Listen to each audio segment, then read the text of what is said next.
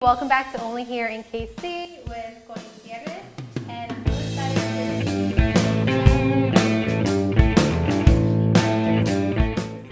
Hi Kansas City, welcome back to Only Here in KC, and today's guest, I'm really excited to share her with you and her work. Her name is Vania Soto, and she's a local artist from Kansas City. She has done a lot of work for the community, from anything from a canvas work to even the murals, a lot of the murals that you will find in Kansas City. So I'm really excited and help me in welcoming Vania Soto. Hello. Thank you so much for having me. No, thank you for being here. Now, let's go ahead and just start out. There's so much that we need to talk about. Yes. We're going to show the audience as well a lot of your work. Can you go ahead and just give us a little bit of an intro, like who is Vania Soto, a little bit of a background? Yeah, so I live in KCK, but I was born in Ciudad Juarez, Chihuahua, in Mexico. And yeah, I grew up in East Tennessee, which is really random, but I eventually moved here, and this is kind of where my career just kind of got started and it blew up. So I'm excited to be a part of the community now. Yeah, and how long, so you said you've been here, how long have you lived here in Kansas City? I've lived here for about 12 years. 12 years, okay. With your artwork, how long have you been an artist? How long have you been painting and drawing? Yeah, so I think I started selling my art when I was 13 years old. That's a very young Tennessee. Yes, definitely. I started selling artwork to Mexican restaurants, Okay. which was really good for me because there was a reason why I wanted to do it, which was educate the non-Hispanic community on kind of like storytelling within my paintings. Okay. With the restaurants. So that kind of helped me have a purpose and not just do it for fun or to make money or anything like that. That kind of gave me a sense of purpose of why I started doing what I'm doing. And yeah, I haven't stopped selling ever since. So you were saying a lot of the message you were trying to express is the culture. Yes, definitely. Can you give us just a little insight of like the culture, what type of culture you were trying to focus on? Yeah, most all of my work is very cultural based, very heritage based. Even when it's not, the colors that I use, it's really like the style that I like to translate in all of my work. It's just kind of having that cultural background. If you ever see any of my work, even if it's not cultural related, you can tell that it's mine because of the bright colors I use. And there's so much symbolism behind the colors that I use. You can see a lot of those colors in Mexico in like festivities and celebrating anything. So that's kind of what I like to focus on. A lot of pretty colors, and Yes. you know, the viewers will get a chance to see as we're talking a lot of your artwork and reference that. So 13 years you started painting at 13 with that motivation of sharing your culture. Right. Has that been something through your artwork that it's been a constant, like a constant theme? Absolutely, absolutely. I try to embellish that into anything that I do, Okay. just to like raise awareness and to represent where I come from, and yeah, just continue telling a story of like the Mexican American living here in the U.S.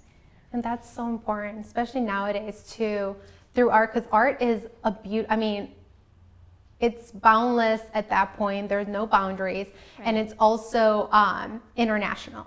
Absolutely. You know, you don't have to understand nothing about language. It's all culture and beautiful, and there's a storytelling that comes with it, which is so beautiful, and why your art is so beautiful as well, because you know they do tell a story, and we'll get into more of your murals as well and the work that you've done. Can you tell us a little bit about what inspires you, what it motivates you to paint when you're painting, and kind of paint that picture of how do you set up the environment? What does that look like when Vania Soto is painting? What does that look like? Can you tell us a little bit? Yeah, so if it's not in my studio, it's mostly done at home, especially if it's smaller pieces.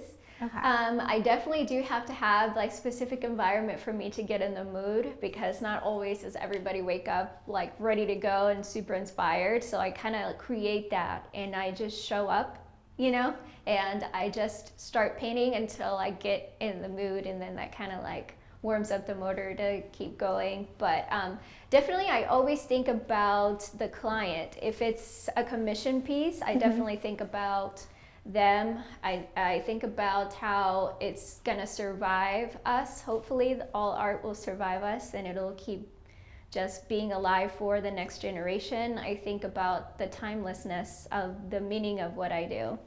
And that kind of like triggers something in me to like stay focused on the theme and stay on target of what I'm trying to relay with my work. Right. So there's a lot of, like the mental space, not only the environment, but you putting yourself in a mental space. So you talked a little bit about the environment. Would you mind sharing us? Like, what does that environment look like for you?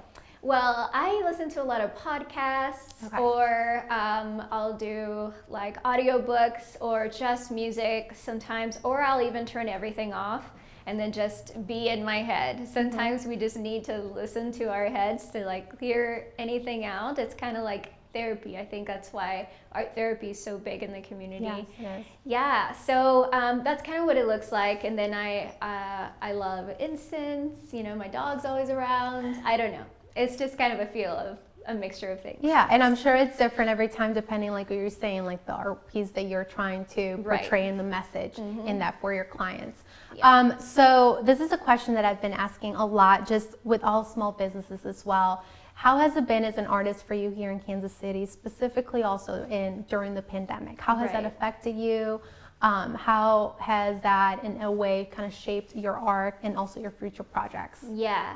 Well, that's a super important question. I am a gallery artist, and so all the galleries were closed, so it made it super hard to get my artwork out there.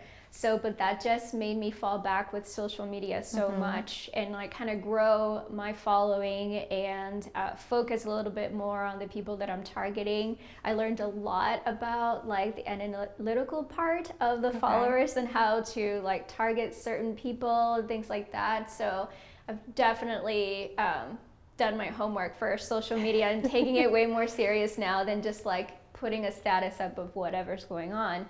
And so that has helped a lot, but that also has generated different kind of business for me than just to focus on the gallery showings and things like that. Which was where murals come up a lot. I've always wanted to do that and focus on that for years now, and finally now it's like jumping off that, like I'm getting the opportunities to be able to paint my stuff in a bigger scale. So that's happening. I did a lot of that last year, and that helped me a lot because I was out of my house. I was painting outside, and there's nobody around. My job is very solitary, so there was no like COVID stuff happening or anything like that. And then, it just got me out of the house and not thinking about the things that I usually will turn to, like galleries, to, revenue. Well, that's so interesting because you go from a gallery, and to explain a gallery is, can you explain a little bit, what does that look like for the viewers at home of what a gallery displaying the art? So basically, they do the sales for you. You exhibit the artwork that you create. I create just different collections every year, and you exhibit the work, and they bring art collectors in the door. And then they view your art, and then they'll purchase it. And then for them helping you kind of sell your work, they get a percentage of whatever it is that you sold the price for. Yeah, so that's kind of how it works. So they sell the stuff for you and they promote you. They do the work for you. So all you have to do is just create and then just submit the work, and now it's completely different. Like create, exhibit yourself, sell it yourself, talk to the client yourself, deliver the painting yourself, everything on your own. So, You've taken many hats. Yes, you've make it definitely a business. A lot of different hats now that you've been so innovative. It sounds like that through the pandemic. I mean, and the world as well now is so social media oriented with everything, especially with the push of the pandemic. So you went from gallery to now being outside, where pretty much the world is your canvas. Basically. Literally, the world is your canvas. To provide that safe space where it's just you're in your world, you're painting outside in a mural, you're painting wherever you want, just how the work comes. So that is amazing. Yeah, it's fun for sure. I know, that must be really fun. Yeah. Unless on a rainy day, maybe. What does that look like on a rainy day? I just don't work on that day. You just have those days off. Yeah, exactly. Yeah, well, that's awesome that you can be outside. What are some murals that you've worked on here in Kansas? I think the biggest one that everybody loves to talk about is the Chiefs mural that I did along with my friend Alexander. Alexander Austin is an awesome artist, and he's done a lot of murals downtown and a lot of murals around the Power and Light area. So we got to do that. We did it. We started the mural for the championship when we won, and then we had to redo it a week later when we actually won the Super Bowl. So really? That was 2 murals in one, and wow. We were painting outside in 3-degree weather, during the night, because the next day the parade was going to happen, and the parade starts right in front of the mural. So that was fun, and that's huge. That's right in front of what now is the T-Mobile, what used to be the Sprint T-Mobile Center. Mm-hmm. Yeah. So wow, that's amazing, and we'll get to show the viewers are at home watching that or seeing the video, because you share with me a video, and then also the picture of the whole final project. So murals is a lot of the work. Canvas. Can you tell us a little bit about the work that you do? Because you're saying now you're getting probably orders from different people. For viewers at home, can you tell us a little bit about what that world looks like and also possibilities? Yeah, so now that I've been more focused and keen on sharing my work with social media, I think now it's giving people an opportunity to commission me for certain work, now that they know what I can do and different things like that. Now that I feel like I'm more community-based and outside of the gallery world, I feel like now it's opened up the door for anyone to commission me to do anything, which I always have been. But now I feel like the opportunity is more reachable. And so, commission work, how that works is I'm a portrait artist. There's artists that focus on different things like landscape or different styles of work, abstract. You can commission any artist to do anything on their own style, but I focus on portraits. So when somebody messages me, hey, I'm interested in getting a portrait of either a grandmother or a graduation or anything, any situation, they have a photo reference for me to use to do the painting or the drawing, whatever it will be. And so I kind of walked them through what that looks like, how to do that, because people are like, do you even do that kind of work? I'm like, literally, that's all I do. Yes. Yeah, but nobody talks about that part of the business and commissioning an artist and how to go about that, what to expect, different things like that. So now I've gotten the opportunity to kind of educate the community a little bit more on what that looks like and how much money to expect to spend, depending on the sizing and stuff like that, and what to come with the artist, what to be ready with, for example, a good picture reference, something that's not blurry, something that's not super small. A lot of people take pictures of physical pictures, and that's not good quality, different things like that. So, right, because depending on the work, the detail for you, it depends on the picture. So I can definitely understand and see that. So, if I wanted to, or viewers at home wanted to, reach out to you and ask you, hey, you would do pictures, those would be great as gifts. For home, a gallery, restaurants. Yeah. You've done some work as well. Like you said, you started off at 13 that's doing work for restaurants. So you're pretty much, your art is anywhere. So anybody who wanted to contact you, you're available. We're over here yes, everybody's now is going to be like, you're going to get so much work. I'm open to that. And that's awesome. Can you tell us a little bit about some future projects that we discussed a little bit that are exciting, that are coming up? Definitely. For the rest of the year, I'm going to be focusing on outside work, a lot of mural work. I have one coming up for the KCKCC, the community college in Kansas. Oh, okay. Yeah, I'm going to be painting one of their signs that they have outside that says the Kansas City Community College, and I'm going to be doing 2 different themes. I'm going to be focusing on a jazz theme. because they have a huge jazz program. The music department, it's very important to the college, so I wanted to kind of like celebrate that. So I'm going to be painting in one of the faces that says Community College, the Kansas City Community College. Some people just playing instruments, like the jazz feel. Yeah. And then I'm also going to be focusing on the women's soccer team, because the women's soccer team is super important. Yeah, super. And so I definitely want to celebrate the school and the most important things to be celebrated. So I'll be doing that this summer. I'm also going to be working on doing some murals on food trucks.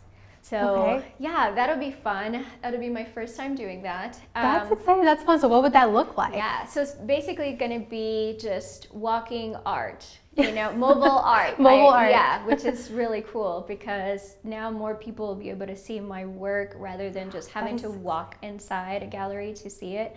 So that's super exciting. So basically, I feel like COVID has been a positive in that way for me. Well, it seems like it's definitely, it's taking you from the gallery work, inside a room, like just your gallery expressing that. And like you said, now the world's literally your canvas. And now the world has become your gallery, because now these food trucks are literally going to be driving around and showing off your work, which is so cool. Yeah. So I'm so excited to see that work, and everyone at home will get a chance to see your work, and Vania Soto will be on there. Oh, that's awesome. So those are a lot of projects that are coming up that we can follow along and follow you on there.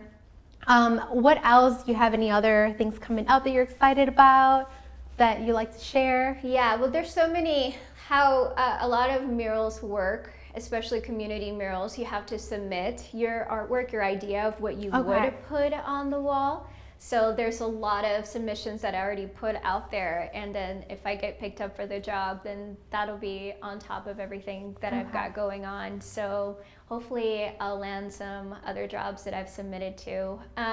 For those kind of community jobs, I like to focus on like I mentioned, just like heritage and whatever the area is. One I'm really excited for that I'm hoping I'll get, but if not, the idea is still there. I live in Strawberry Hill in KCK, which is kind of like a gumbo, different cultures all put together. But the most important, what I like to focus on, is the Native American people that were there before any of the other countrymen showed up in Strawberry Hill. So the Wyandot Nation, the Huron Native Americans. So important. Absolutely. So kind of like, I live there and I'm biased and I really want to celebrate that. But for anything that I do, I want to do the research, because a lot of the stories are already there to tell. You just kind of have to do your research to be able to give it a face for it. So that's what I want to focus on. That is so beautiful. So you're storytelling, you're educating even the community through your art piece, which your artwork in general is just so, you're so talented. You are. Thank you. So just the fact that you're putting your heart out there and you're educating the community of these important culture, because culture is important. We both came from a culture that is very, we're close to it, very attached to it, and we want to share it in every way that we can. Us differently, but you through your artwork, and you're doing that, and you can see it in every single of your art piece, which is beautiful. And now the murals. What is the process with the murals with the food truck? Is that going to be? Are we going to be looking at a lot of your artwork, or mixture with the food truck, just like their food, or how would that look like? I definitely do want to put in there a lot more like gallery style art, just because it will attract more public to the truck vendors, but also kind of give it a twist of fine art in the street. So I think that's pretty important. I think that's why the food trucks reached out to me, just to help. Just like any business in Kansas City that has murals everywhere, it really does drive more public to them. So basically it's the same concept except on wheels. Yeah, because we all know the art pieces that are in Kansas City that are staple pieces, like that people like to have those pictures, and anybody that comes to Kansas City, you know, they're out there in the public to where, I can see with the heart. So again, going back to social media, how it's been so important even now has kind of shaken the world a little bit in small businesses to be like, hey, you know, your artwork at this point is boundless, because with social media, now it's not just Kansas City seeing it, you know, and even through this show that we're having and through Televida, anybody in the world can see it in your art piece. So that is amazing. I'm so excited to see your work, and we'll get to follow all of that. Can you, if you were, I know a lot of our viewers are also like adolescents and young adults, is there a message you'd like to share with them of just what it's like becoming an artist, or maybe for viewers that are wanting to kind of, you know, step out of that comfort zone and become an artist? And as we can see Vania Soto in front of us, what advice would you give them? Definitely for the kids that are interested in pursuing more in the art world, that they want to get really, really good at the skill that they already have. Some of them are already so talented, they just need to be directed in the right way. I would definitely suggest to them to look up different artists and different styles, so you can kind of like, and this is anybody at any age, is to kind of get to know yourself and your style a little bit more, because what will make you different with all the other artists is your own individual style. If you're like more realistic, if you like more abstract, you can call anything art if the artist is calling it that. You know, being expressive in that way is super important. Everybody kind of starts off very creative, and that kind of like slows down when you get older. You feel like there's more important things, or you know, you focus on something more. My advice to them is to look for that young person. Wherever you left off in art is literally what it looks like. So when people are like, I don't know how to do even stick figures, I'm like, that's where you left off. So you definitely pick up where you left off the last time you ever did a drawing. So be patient with yourself. It's kind of like you have to, your art has to grow with you mentally. If you don't exercise that part of your brain, it's definitely gonna stay put where you left off. So now adults are very frustrated, like, why can't I do that? And like, you just have to practice and don't give up. You know, and eventually whatever you realize your style is, you like grow into your work, that's when you could start making a decision like, can I make money out of this, or profit out of it? Or just would like to share it to the community. This is what I do, this is how I express myself, and then hopefully the community will stand behind you and give you opportunities to give you a bigger platform to express yourself.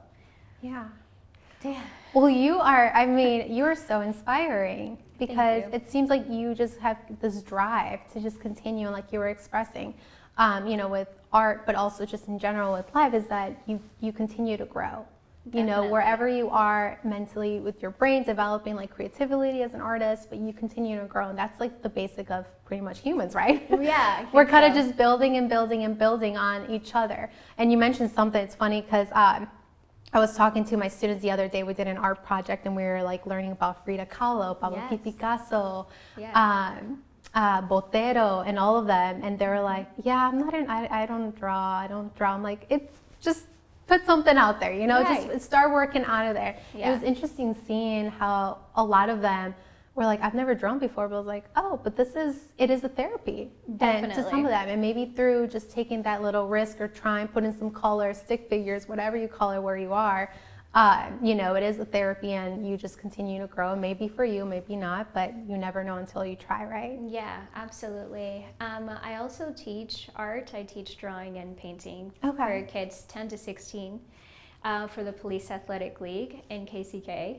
And I always get the new students that is like, how do you do it? You make it look so easy, you know, like how they get frustrated with themselves. And I'm like, it's not about making it look exactly how you want. It's the creating part that's important. Are you having fun? Like, is this a good time? Do you like to do this? You know, and they're like, wow, nobody's asked me like if I like to do anything, like, you know. And letting them kind of draw or do whatever it is that they're into is a really great gateway to focusing on, okay, well, you love to draw flowers, like let's really work on a flower every time you come here, and let's try to make that better and see how that can grow. And that really helps them like do what they love, which is what's gonna trigger something to keep going, what's motivation. It's gonna motivate them, like find that fire to what keeps them going, Yeah, and then show them their first flower they ever drew, and they're gonna be like, oh my, you're so right, it's just about practicing. So. And the progress too, I'm sure on there with, you know, this is the first day, look, you drew a little, I don't know, a little stick figure flower. Right. And then boom, you know, after a certain time, you're like, look, now we're developing these skills. Right.